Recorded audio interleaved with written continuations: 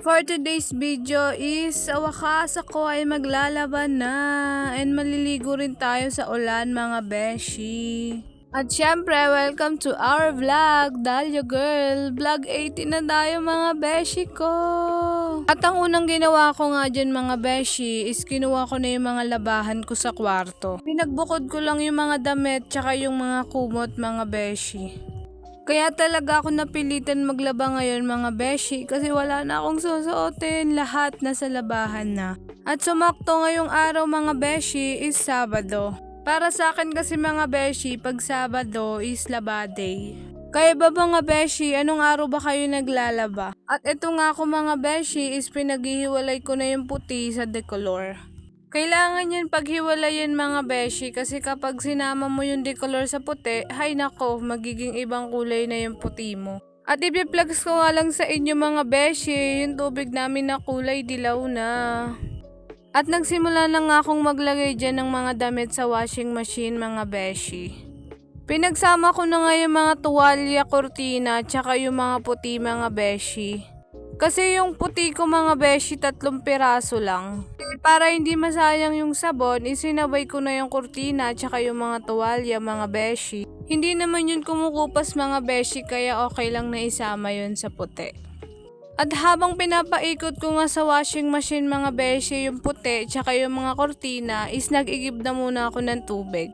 Alam nyo naman mga beshi, hindi naman dito digripo ang tubig kaya kailangan mo talagang magsalok ng tubig. Kailangan paghirapan ng bawat patak ng tubig kaya wag na wag nating sasayangin ng tubig mga beshi.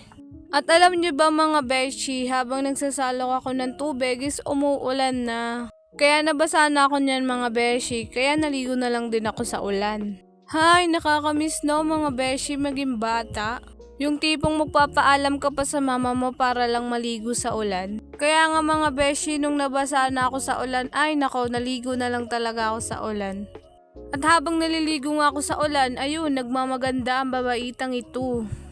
At habang nagmamaganda nga ang babaitang ito, bigla namang kumidlat mga beshi. At parang hindi talaga sumasang-ayon yung langit mga beshi, no?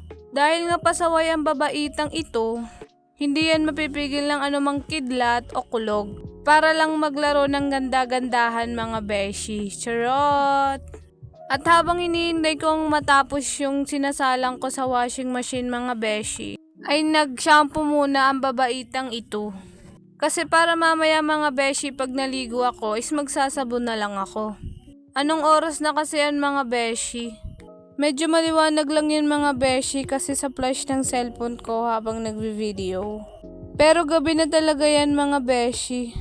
At ito na nga mga beshi, tapos na ang first batch ng aking labahin. At natalsikan pa nga tayo ng bula sa muka mga beshi for today's video. At sunod naman nating paiikutin sa washing machine mga beshi is yung mga decolor. Pinagsama-sama ko na dyan mga beshi yung short, t-shirt, and mga underwear ko mga beshi. At ito na nga mga beshi is magbabanlaw na ang babaitang ito. Mukhang malinis naman yung labas sa puti mga beshi kaya okay na yan. Pero pag hindi okay kay mama, papaulit ko na lang sa kanya mga beshi. Charot! 2 banlaw nga lang yung gagawin ko dyan mga beshi. I mean 3 pala mga beshi. Nagdidibid kasi ako ng tubig mga beshi. Umuulan kasi ngayon mga beshi kaya for sure madumi na naman yung balon nila tita.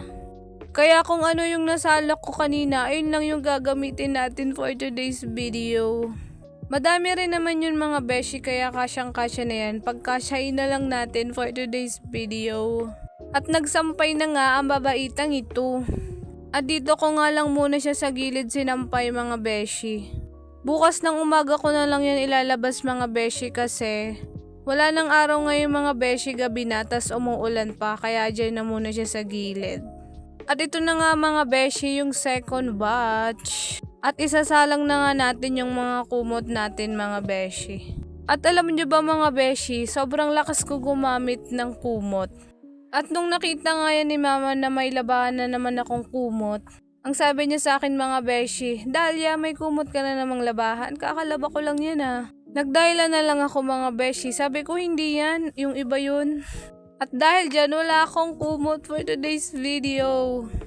Yung pangsapin ko na lang yung natira mga beshi, kaya manghihiram na lang tayo ng kumot mamaya kay mama mga beshi. At ito nga ang babaitang ito is nagbabanlaw pa rin. Diba si pagsipagan tapos kunwari hindi nilalamig. Charot!